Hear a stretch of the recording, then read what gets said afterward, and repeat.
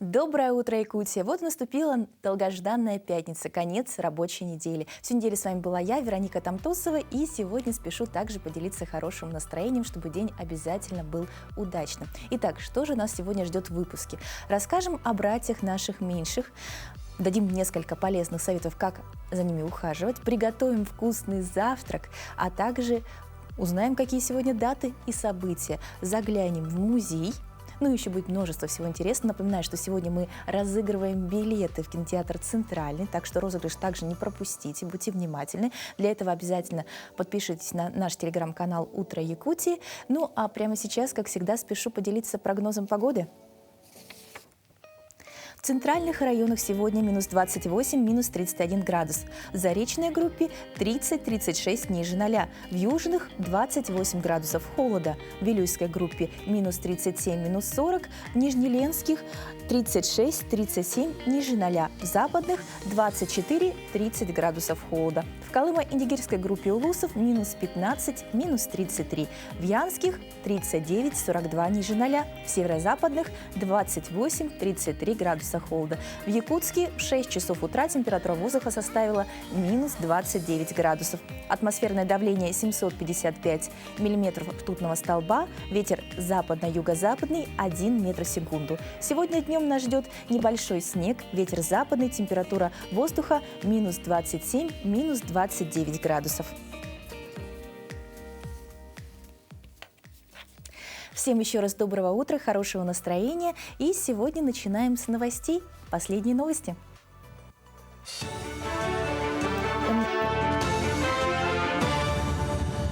Коллеги, доброе утро. Доброе утро, Якутия. Сейчас блок новостей. Планируют построить новый маршрут завоза угля автозимником в Арктический Верхоянский район. Так, в Верхоянский район хотят завести автозимником первые 10 тысяч тонн из Джибарики-Хая до поселка Батагай, приводят слова гендиректора ГУП ЖКХ Якутии Виталия Чикачева. По его словам, протяженность маршрута составит 800 километров при существующем маршруте навигации в 3200 километров. Успешная доставка такого объема грузов приведет к экономии транспортных затрат.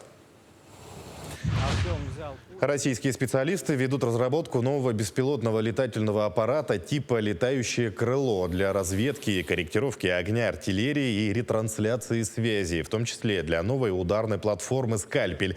Об этом сообщили в конструкторском бюро «Восток».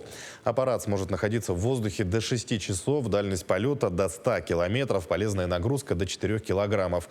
Новый беспилотник будет отличаться низкой стоимостью по сравнению с существующими аналогами.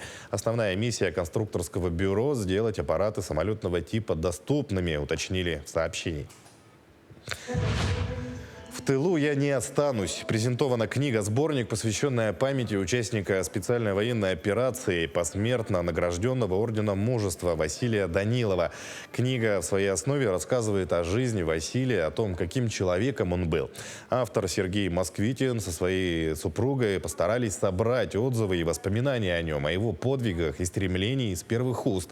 Напомним, старший сержант, уроженец Усть-Алданского района Василий Данилов, неоднократно, рискуя своей жизнью, спасал раненых товарищей на поле боя. За преданность делу, ответственность и дисциплину его уважали сослуживцы. Он героически погиб во время последнего боя под селом Павловск в Донецкой Народной Республике. Люди, мы, народ, должны знать о своих соотечественниках, которые служат сейчас, да, оберегают границы нашей России, о тех, которые пали геройски на поле боя там же. И книга больше говорит об этом, о том, какие у нас растут истинные герои и бойцы.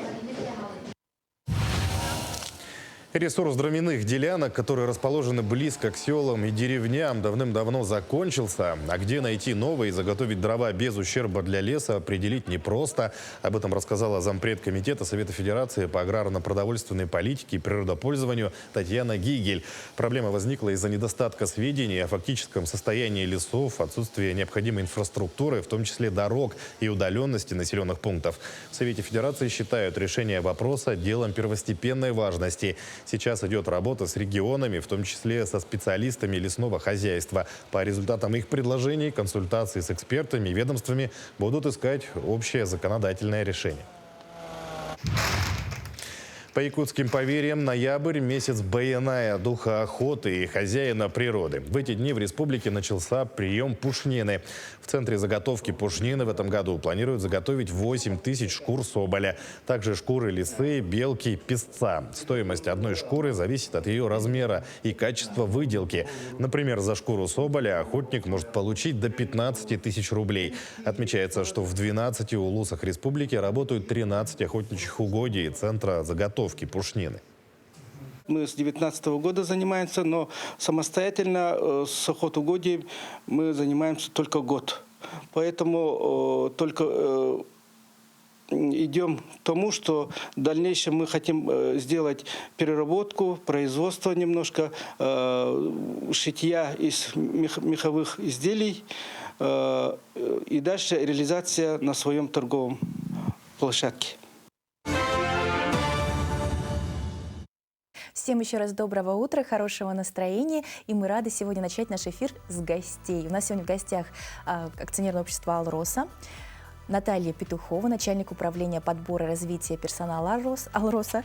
Вот, очень рады приветствовать, несмотря на раннее утро. Спасибо огромное, что пришли.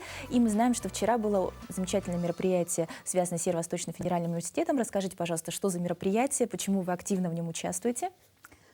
Вчера мы проводили День открытых дверей. Это традиционное уже для нас мероприятие, когда мы встречаемся со студентами, с выпускниками вузов, магистрантами и, соответственно, рассказываем всем про нашу компанию «Алроса», про перспективы развития в нашей компании, про наш производственный цикл.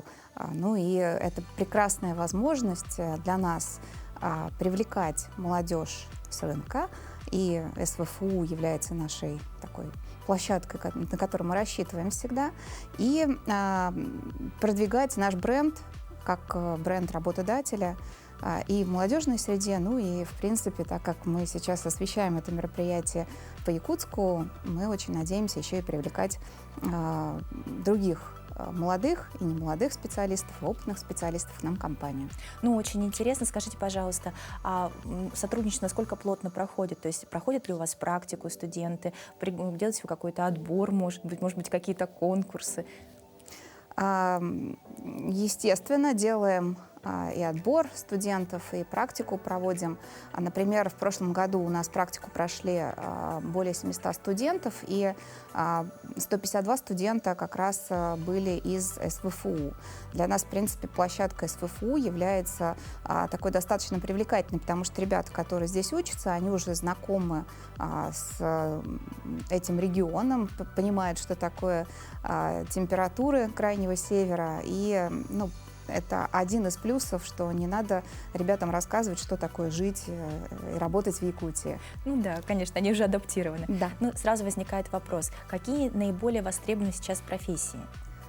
Вы знаете, сейчас все предприятия России, они испытывают дефицит, острый дефицит в рабочих профессиях. Поэтому, несмотря на то, что мы встречаемся вроде бы как будто бы со студентами вуза, хочется их тоже нацеливать на то, чтобы они уже, начиная с первого курса, получали какую-то рабочую профессию и потом приезжали к нам в Алросу и получали такой уже практический опыт. Ну, а дальше это для самого студента или выпускника больше возможностей получить сразу лучшую зарплату, если у тебя уже высший разряд, и дальше двигаться по карьерной лестнице. Ну, всем, наверное, очень интересно, то есть рабочие профессии звучит как-то не очень, наверное, особенно для молодежи, которая не задумывается, что это такое. Расскажите, пожалуйста, самые такие востребованные рабочие профессии, которые, наверняка имеют достойную уже оплату с учетом того, что специфика работы в промышленных предприятиях достаточно серьезная. Если мы говорим про фокус именно на высокооплачиваемые работы, то, конечно, в первую очередь это все работы, связанные с подземными работами. Это и водители, и машинисты, экскаваторщики, бульдозеристы, но также хорошо, наверное, зарабатывают сварщики. И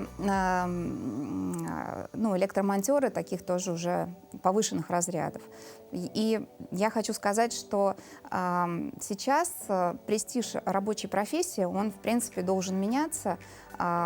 нет уже такой разницы большой между высокоопытным таким сотрудником рабочей профессии и каким-то ЭТРом.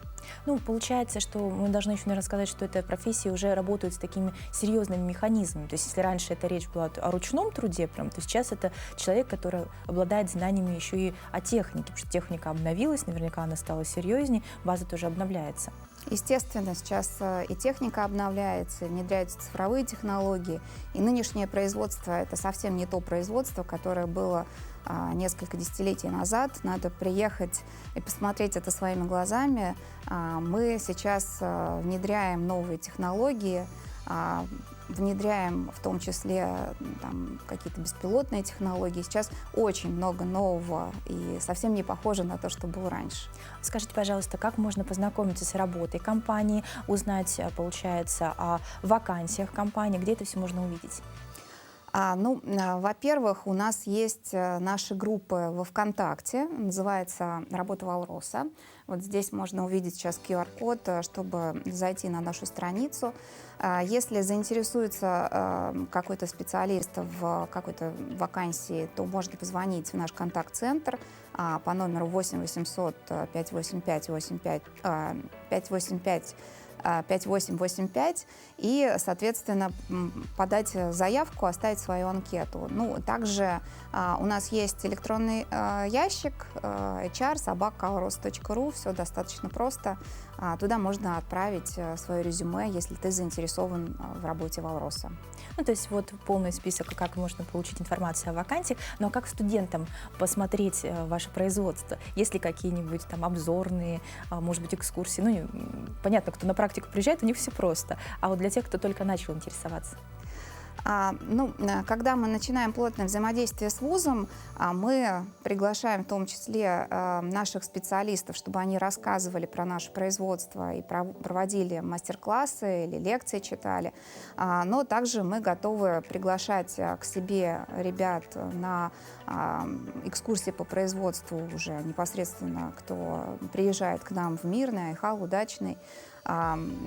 Они также могут принять участие в любых мероприятиях, которые мы для молодежи своей проводим. Это и спортивные мероприятия, и досуговые мероприятия. Поэтому у кого есть желание, действительно, надо обязательно заявить о себе, и приехать к нам на одну из наших площадок, и у тебя будет прекрасная возможность все посмотреть своими глазами. Даже я заинтересовалась, хотя, конечно, рабочей профессией не обладаю, но очень приятно было пообщаться с таким позитивным настроем. Думаю, что с удовольствием студенты будут к вам приходить. Спасибо. До новых встреч. Да, всего доброго.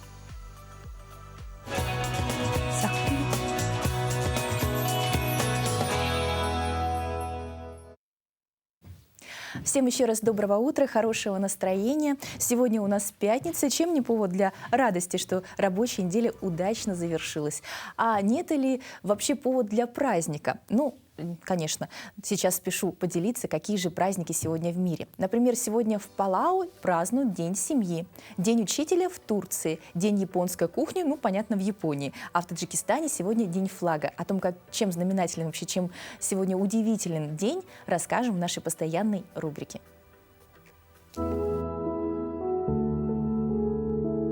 На календаре 24 ноября. Сегодня в России отмечают День моржа. По народному календарю Федор студит или Федор Мороз. Этот день мудрые люди советовали провести дома, поближе к печке и горячим щам. Этот день в истории.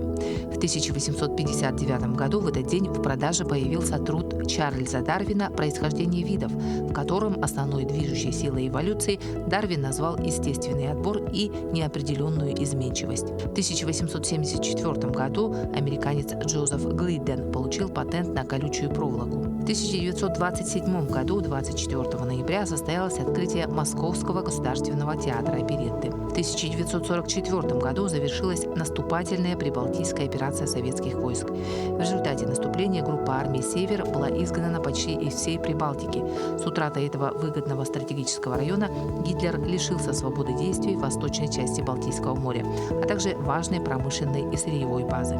24 ноября 1974 года в долине реки Аваш в Эфиопии ученые обнаружили скелет взрослой женской особи человекообразного существа – гоминида. Позднее находка получила имя Люси. В 2002 году школьник Ян Непомнящий стал чемпионом мира по шахматам среди юниоров. 12-летний мальчик из Брянска занял первое место, набрав 9 очков из 11 и стал лучшим среди 120 шахматистов из 82 стран. В этот день родились Бенедикт Спиноза, нидерландский философ, рационалист, натуралист; Александр Суворов, русский полководец, генералиссимус; Дейл Карнеги, американский педагог, психолог, писатель; Альфред Шнитке, советский композитор, педагог, заслуженный деятель искусств РСФСР; Наталья Крачковская, советская российская актриса театра и кино, заслуженная артистка России. В этот день также родились Александр Масляков, советский российский телеведущий, руководитель и ведущий КВН, и Эмир Кустурица, югославский и сербский кинорежиссер, актер. Именины сегодня у Викентия, Евгения, Степана, Максима, Виктора, Тимофея и Федора. Вот такой у нас сегодня знаменательный день. Еще раз всем отличного утреннего настроения. А мы продолжаем. Продолжаем мы сегодня подарками. Но не просто подарками, а 2 замечательными билетами за правильный ответ в кинотеатр «Центральный». Условия розыгрыша, как всегда, простые. Вам надо быть подписанным на наш телеграм-канал «Утро Якутии» и дать самый быстрый, полный ответ на наш вопрос. А вопрос сегодня следующий. Площадь Дружбы народов переименовалась многократно. Была и Соборной площадью, Безымянной, а также было время, когда называлась площадью Дыгына. Так вот, вопрос. Свое современное название Площадь Дружбы народов носит с какого года и месяца? Вопрос мы уже продублировали в телеграм-канале. Обязательно переходите, смотрите и давайте правильный и полный ответ. Прямо сейчас у нас новости из мира животных. Помните душераздирающую историю с овцебычонком, которая произошла этой весной? Новость разлетелась по всем социальным мессенджерам буквально в считанные секунды. Охотники нашли тушу овцебыка, а рядом находился детеныш животного. Тогда появилась информация о том, что малыша определили в зоопарк в Красноярске. Позже информация о нем потерялась и ничего не было слышно. Так вот, буквально на днях информацию обновили. Малыш уже подрос и уже выглядит как взрослая особь. Подробнее в следующем сюжете.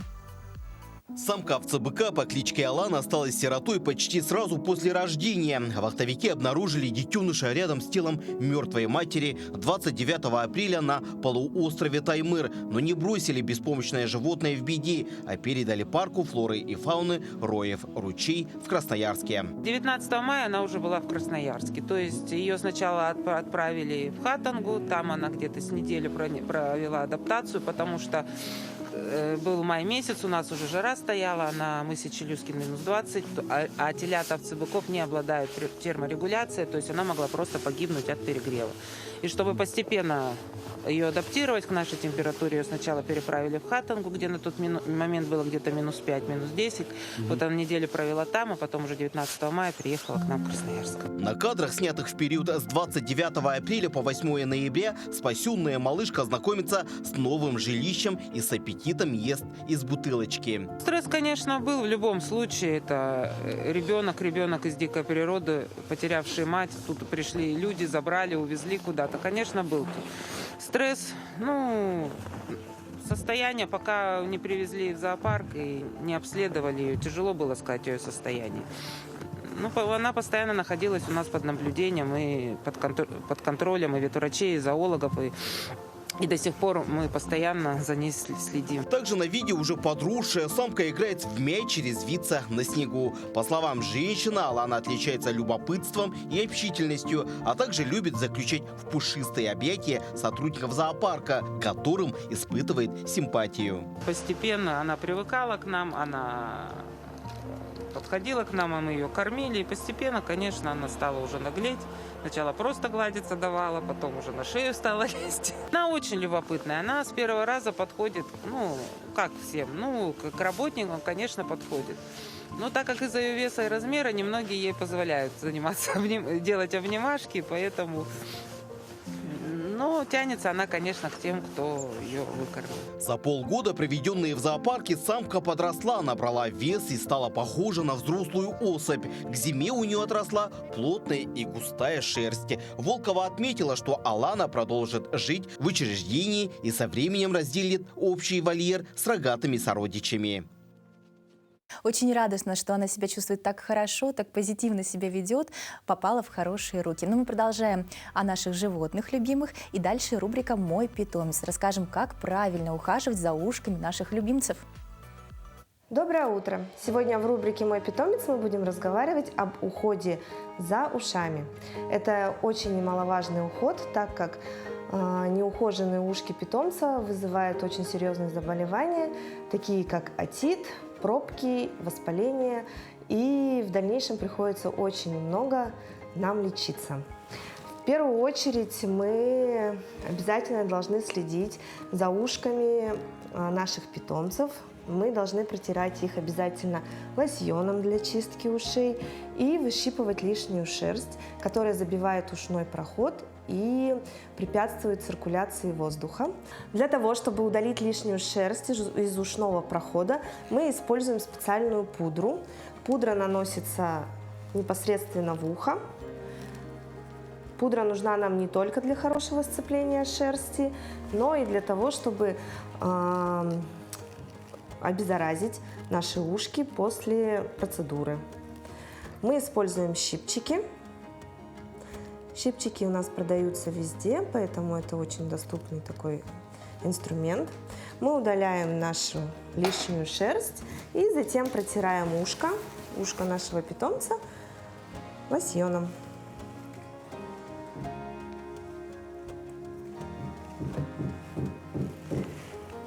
Не все любят эту процедуру, но собачки, которые приучены с раннего детства, со щенячества, они очень спокойно к этому относятся. В дальнейшем волос становится пушковый в ухе и очень легко удаляется. Намного проще предотвратить, чем потом лечить. Если вы сами боитесь удалять шерсть из ушного прохода, то можете обратиться в ветеринарные клиники либо в салоны для животных, где это делается очень легко, быстро и безболезненно.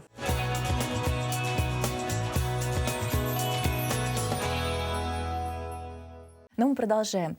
Что может быть лучше утром, чем чашка бодрящего кофе? Если вы привыкли пить кофе сразу же после трапезы, эта информация для вас. Так делать не надо, говорит эндокринолог, доктор медицинских наук Зухра Павлова в своем телеграм-канале. Все дело в том, что этот напиток, как и другие, кофеин, танин содержащие, связывает большое количество полезных веществ, мешая их усвоению из продуктов. В первую очередь это железо, кальций, магний, в общем, все, что нам так необходимо для здоровья. Таким образом, кофе резко снижает нутриентценность еды, то есть объединяет наш рацион. Поэтому любителям бодрящего напитка врач рекомендует употреблять его за час до трапезы и ни в коем случае не во время нее. В целом эксперт положительно относится к кофе и упоминает, что уже ученые давно развеяли миф о том, что он вреден, и сама пьет кофе по утрам для того, чтобы проснуться и избавиться от головной боли. В общем, пить кофе можно и не вредно, если это делать правильно и в правильное время. Всем еще раз доброго утра, хорошего настроения. Время завтракать. Прямо сейчас начинаем готовить в нашей постоянной рубрике «Полезный завтрак». Друзья, доброе утро. Меня зовут Антон, и я представляю сеть магазинов спортивного и оздоровительного питания. Сегодня мы приготовим с вами правильную выпечку. Для этого нам понадобится мука, сыр, яйцо, творог и немножко зелени. Для начала натрем сыр. Очень важно правильно выбрать сыр. Главное, чтобы в нем было содержание белка намного больше, чем жира, потому что обычно в большинстве случаев соотношение идет 50 на 50. Выкладываем сыр. Последовательности абсолютно никакой нет. Все кидаете в мисочку и замешиваете до однородной. Зелень, яйцо и творог. Ну, конечно же, какая же выпечка без муки? На самом деле муку не нужно бояться. Мука – это углеводы, а углеводы – это энергия.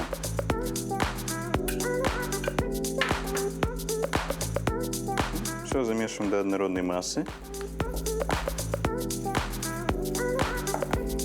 На самом деле есть одна маленькая особенность, что люди думают, наверное, что нужно очень сильно изощряться для того, чтобы приготовить себе какой-либо ужин, завтрак, либо обед. Нужны какие-то особые ингредиенты. На самом деле далеко не так. Правильное питание даже можно получить, я не то чтобы сказал можно, это так и есть из обычных продуктов нашего питания. Десерты, различные выпечки, все это можно получить из продуктов, которые есть абсолютно в любом магазине. Теперь нам понадобится сделать формы. Форма абсолютно может быть разная, потому что кто-то любит воздушные, кто-то не так, кто-то больше любит другой формы. Но когда как, по настроению. Обязательно не забудьте смазать противень. Масла тоже абсолютно много не нужно.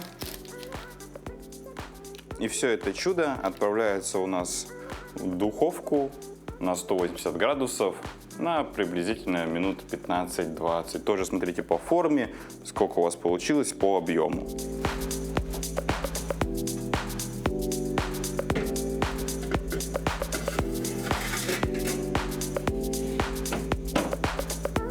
Вот такие вкусные и здоровые булочки у нас получились, в основу которого входит творог и сыр.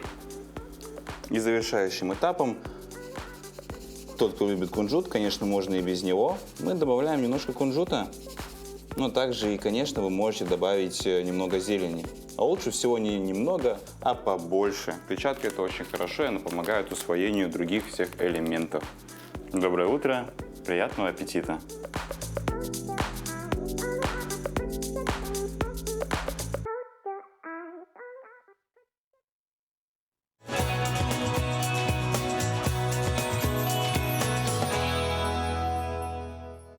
Какой вкусный и полезный завтрак, так и хочется его приготовить. Готовьте вместе с нами, но мы продолжаем. Совсем скоро же Новый год. Наведение порядка – это уже традиция. Перебрали вещи, убрали ненужные.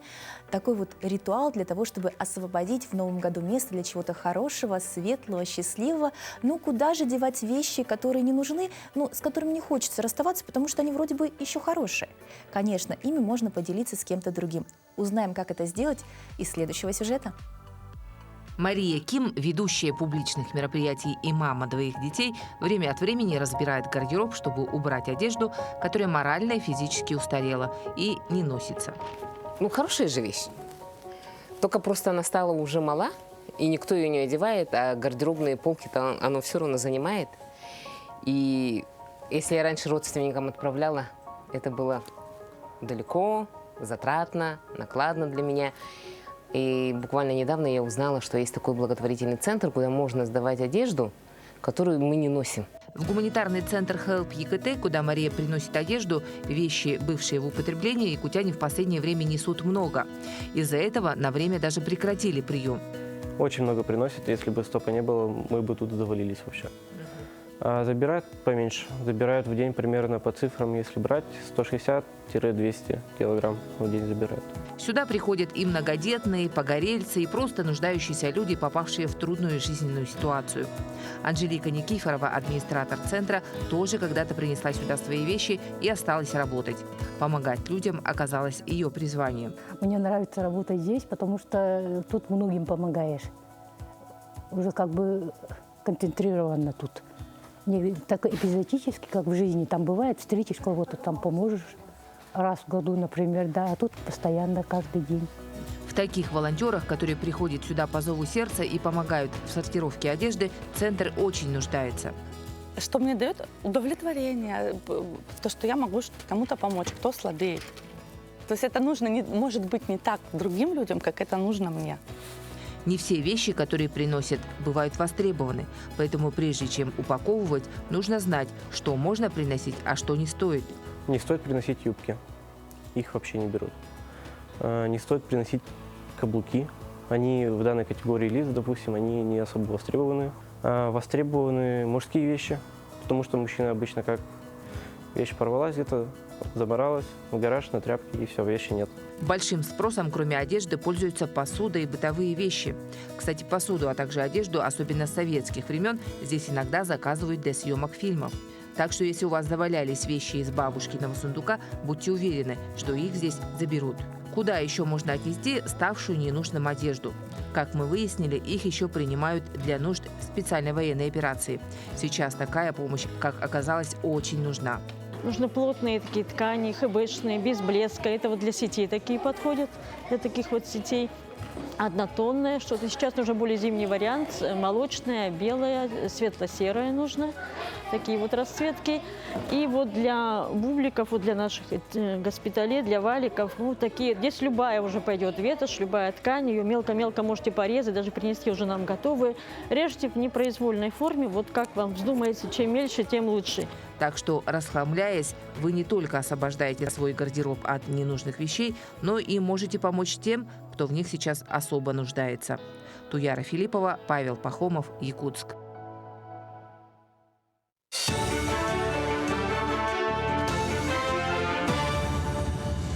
Якутия, доброе утро. Далее предлагаем блок новостей. В России создадут электронное долговое досье граждан, единое долговое досье с данными о задолженностях, которые будут аккумулироваться в облачных хранилищах. Планируется создать в стране.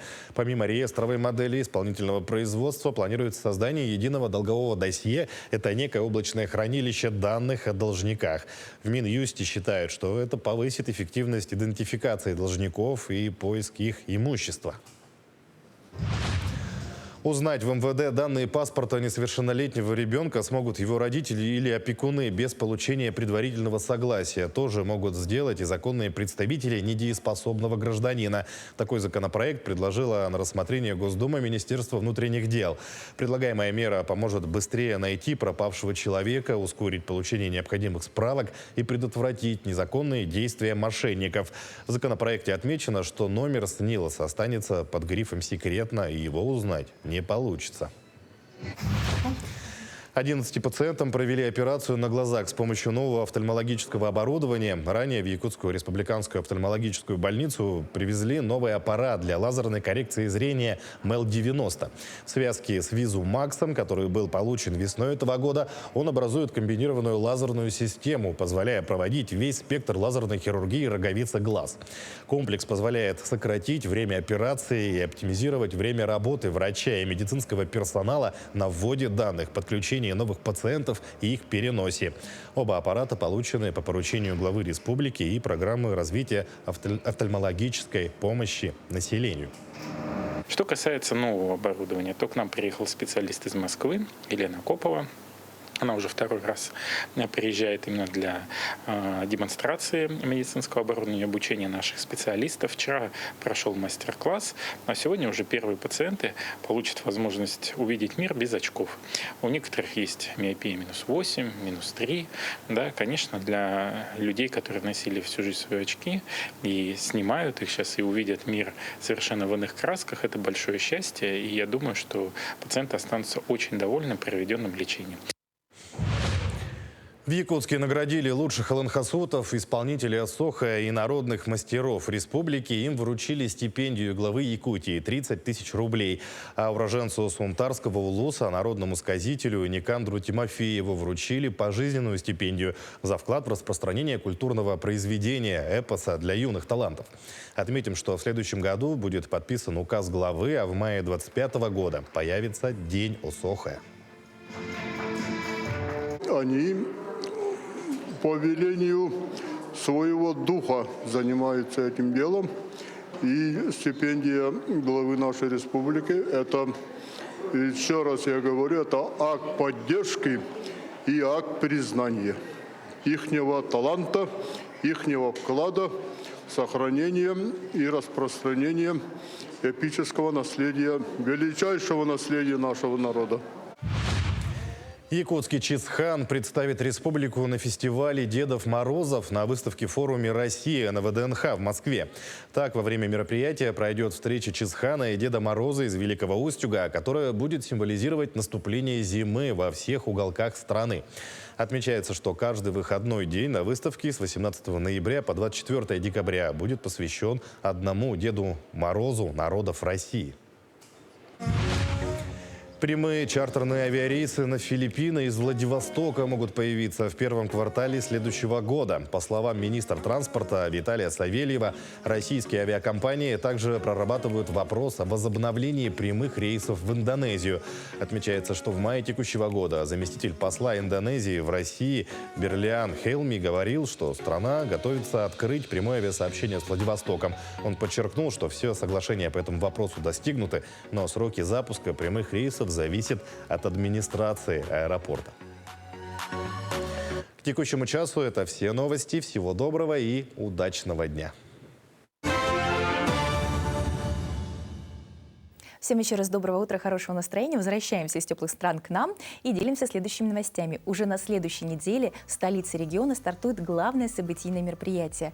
Всероссийский фестиваль «Зима» начинается с Якутии. Прошло уже 12 лет. За это время фестиваль завоевал статус одного из ключевых событий внутреннего туризма в России. Главным мероприятием фестиваля станет замечательный конкурс «Это вкус Якутии».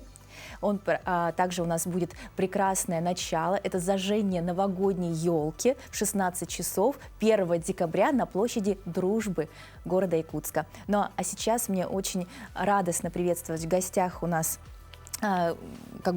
замечательного гостя. У нас сегодня в гостях Татьяна Тымырова, председатель Ассоциации гостеприимства Якутии. И именно она сегодня поделится всеми новостями, что нас ждет в начале фестиваля. Доброе утро. Спасибо большое, что пришли. Итак, фестивалю уже 10 лет, это очень много. Расскажите, как это все начиналось? Да, уже вроде прошло и ни много ни мало, да, но в 2014 году мы пришли с идеей, что необходимо организовать такой фестиваль «Вкус Якутии». В то время это еще главой был Айсен Сергеевич Николаев, и он поддержал эту идею в рамках фестиваля «Зима начинается с Якутии».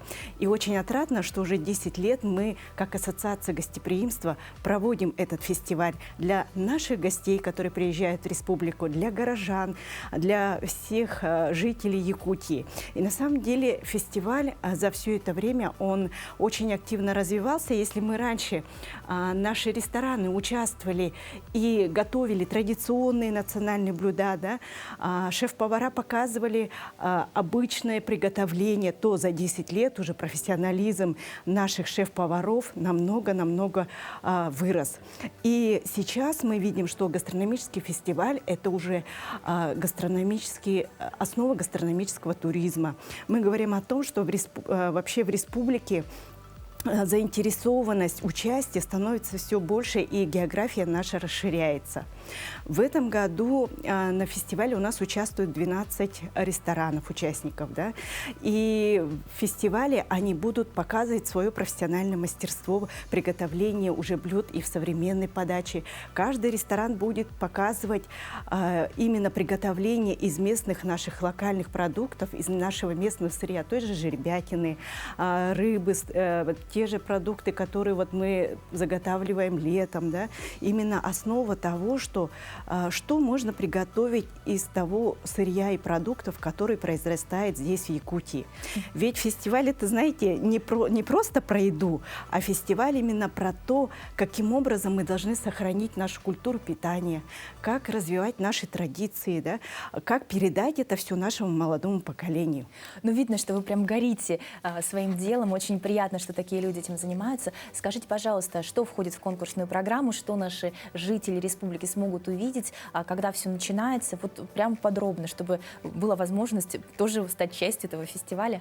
Да, в этом году у нас программа очень обширная, да. Кроме того, что сами рестораны и молодые шеф-повара будут принимать участие в конкурсной программе, где они проявят свое мастерство, покажут, какие блюда и гастрономические сеты приготовили. Рестораны будут встречать гостей всю неделю и предлагать свои гастрономические сеты для всех, кто придет, каждому участнику. Кто же принимает участие? Это рестораны «Мусхая», это усадьба Атласов, центр якутской кухни «Махтал», Тыгындархан. Новые участники у нас рестораны «Кабинет», «Стейкхаус» и также ресторан «Чукча», ресторан «Крыша», «Кичен». Поэтому здесь программа всю неделю будет насыщена, и каждый день будут гастрономические театры. В этом году мы удивляем тем, что не просто гастрофестивали или презентации какого-то сета гастрономического, а это будет формат гастротеатра, где гости, которые придут на гастроужин, они будут погружаться в культурную программу тоже. Да вы что? То есть, получается, там будет какая-то постановка с участием Да. костюмов, Да. актеров, может Будут быть. участвовать также и наши артисты. Поэтому, говорю, фестиваль — это, знаете, такое погружение в нашу культуру, традицию, в историю. С фестивалем развиваются все и наши народные художественные промыслы. Это выставка и ярмарка будет продаж нашей вот ассоциации сделана в Якутии. Поэтому такое обширное мероприятие в этом году, это очень интересно будет. Очень интересно рассказали. А по итогам фестиваля, там же все-таки конкурсная программа, то есть Да. должны быть победители. Да, вот по какие итог- критерии да. будут победители? Вы знаете, вот за 10 лет у нас, конечно, очень много победителей Гран-при. И в этом году мы сказали, конечно, те, которые уже побеждали, они в конкурсе участвовать не будут, а будут участвовать именно новые наши рестораны. И победитель будет получать кубок Гран-при от мэра нашего города. И, конечно, это будут денежные сертификаты, каждый участник будет награжден, и также повара, официанты будут номинированы. А гости, может быть, еще какие-то гости участвуют? То есть не только наши заведения? Да, но и в этом году, вы знаете, поскольку 10-летний юбилей, я подумала так, что на самом деле ведь Россия огромная страна, у нас очень много разных кухонь, да. Мы говорим о том, что развитие гастрономии и вообще в целом в России, если взять даже статистику, вот 300 тысяч предприятий общественного питания, из них всего 1%, который работает на региональной кухне. И наша задача это сейчас развивать. И вот поверьте, такой, значит, гастрономической культуры и сохранения традиций, как в Якутии, очень мало регионов. И мы в этот 1% входим. И сейчас наша задача общая, да, всей России, чтобы мы развивали и сохранили. И поэтому я решила так, что нужно показать нашим горожанам, нашим жителям республики, гостям, а какая кухня у нас еще есть. И поэтому мы пригласили шеф-поваров из Владивостока. К нам приедет шеф-повар из ресторана «Миллионка» и будет показывать гастрономический ужин с нашим шефом «4 руки» в ресторане «Крыша». У нас приедут мурманские шеф-повара, это команда из 3 команды, будут давать гастрономический ужин в усадьбе Атласовых и также в новом ресторане «Чукча». А приедет еще шеф-повар, который продемонстрирует сибирскую кухню. Из ресторана «Забой», у них очень интересная концепция шахтерская, да? Он будет показывать свой ужин в ресторане «Kitchen». Это будет 3 декабря на нашем торжественном закрытии. И тем самым мы как раз будем показывать, что есть много разных кухонь, и каждый вот наш гость может ощутить, попробовать. Они также будут готовить ведь с нашими шефами и готовить в том числе и с наших продуктов. Много они привезут с собой, будут удивлять наших гостей необычными подачами, необычными концепциями своих ресторанов. Ну и, конечно, привезут те продукты, которые мы, наверное, ни разу не ели. Там, представляете, названия вообще удивительные тех блюд, которые мы ни разу не слышали. Ну, спасибо огромное за такую подробную информацию. Видно, что вы очень болеете за свое дело. Пожалуйста, пару слов нашим телезрителям. Да, мы хотели бы пригласить всех жителей нашей республики, наших гостей на наш самый яркий, самый красочный фестиваль «Вкус Якутии». Тем самым вы поддержите развитие нашего местного сельхозпроизводства, вы поддержите местных профессионалов, шеф-поваров, и тем самым мы сохраним нашу культуру и наши традиции нашего народа. Огромное спасибо, что пришли. С нетерпением ждем начала фестиваля. До новых встреч!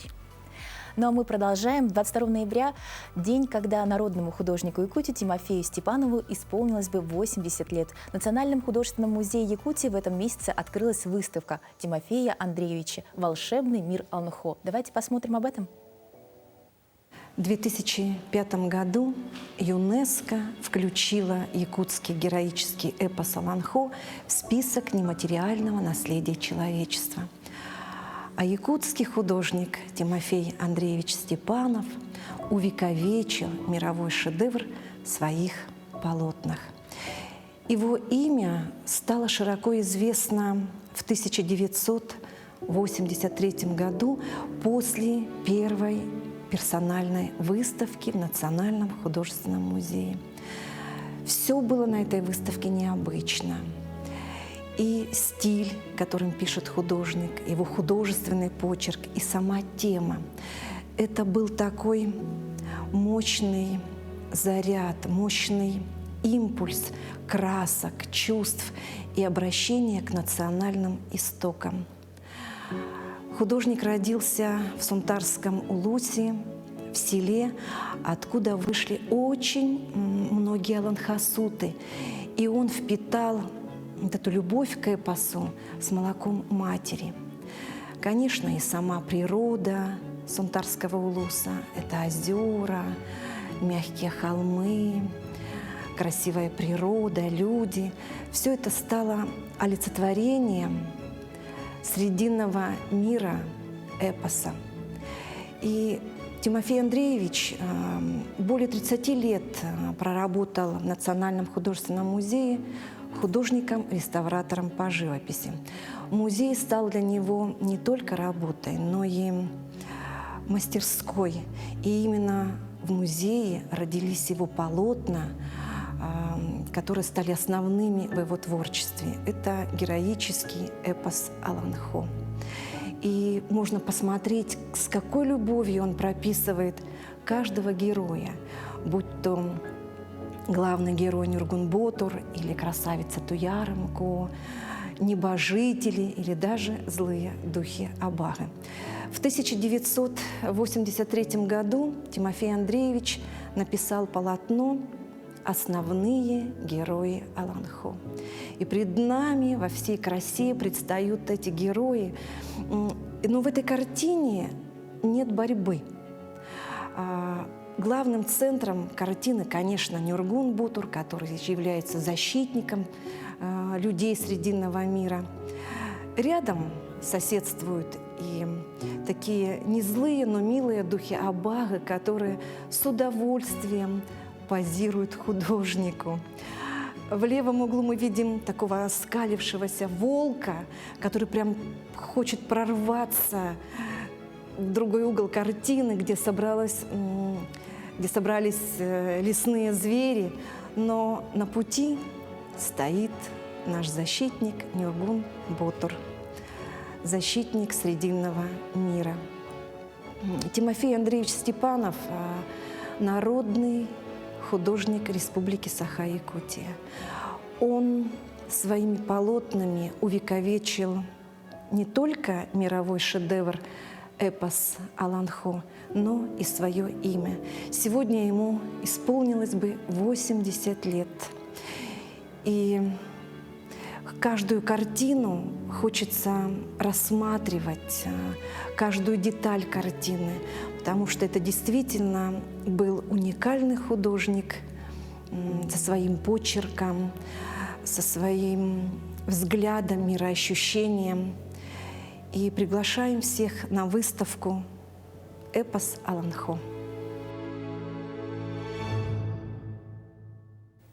Замечательное творчество, обязательно воспользуйтесь возможностью, посмотрите. А каждый год на вокальном небосклоне Аймиконе зажигаются новые звезды. Районный вокальный творческий конкурс «Аймиконские звезды» прошел в Уснире.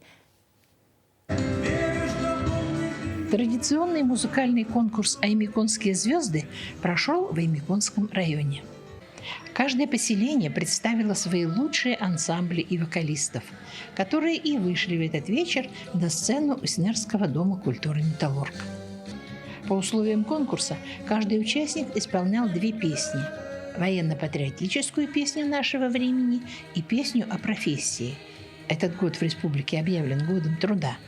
Федор Шпнев из Аймикона участвует в «Аймиконских звездах» каждый год, и каждый его выход радует зрителей.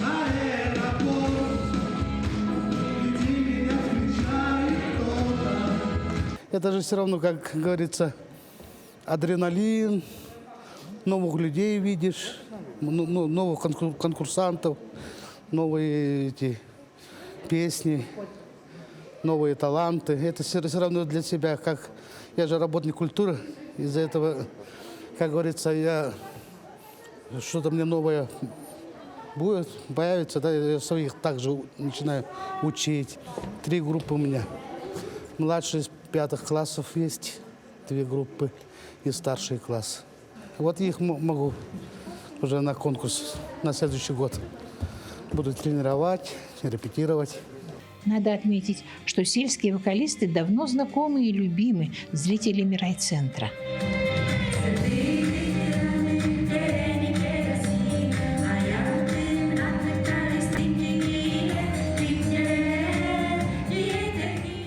Конкурс «Аймиконские звезды» – это, пожалуй, самый долгосрочный проект районного отдела культуры. И мы решили задать провокационный вопрос его участникам. Не устарел ли этот конкурс? Может, придумать что-то другое? Да нет, наоборот, я думаю, надо наоборот еще популяризировать. И даже, мне кажется, надо отдельно сделать конкурс «Аймиконские звезды» именно солистов. Его нужно поддерживать, его нужно продолжать проводить. Вполне достойные соперники, вполне хорошие коллективы, вокалисты замечательные. Праздник песни удался. Главный приз конкурса – вокальный ансамбль «Джурилген» увезет в село Тамтор. Мы этот ансамбль давно уже знаем, но сегодня они, конечно, показали высший класс. Чистота, интонации, разложение на голоса, мужчины, женщины создали такой ансамбль прекрасный. Я считаю, что этот ансамбль достоин даже выступления не только на нашей сцене, а и в городе Якутске.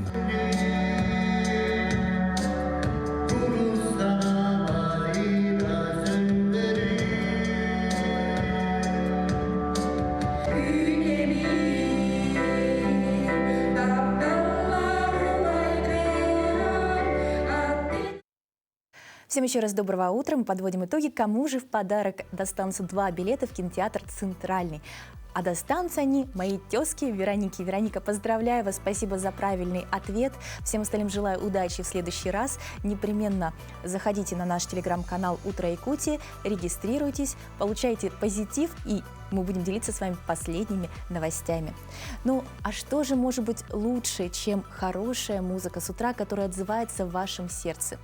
Ну, особенно если она дополняет того, чего вам не хватает. А чего вам не хватает сейчас? Конечно же, солнца, тепла. И в завершении нашего эфира мы предлагаем вам послушать совершенно новый музыкальный клип молодого поп-фолк-исполнителя, носителя культуры и языка малочисленного эвенского народа Гарпани Солинга. Песня так и называется «No-10» — «Солнце».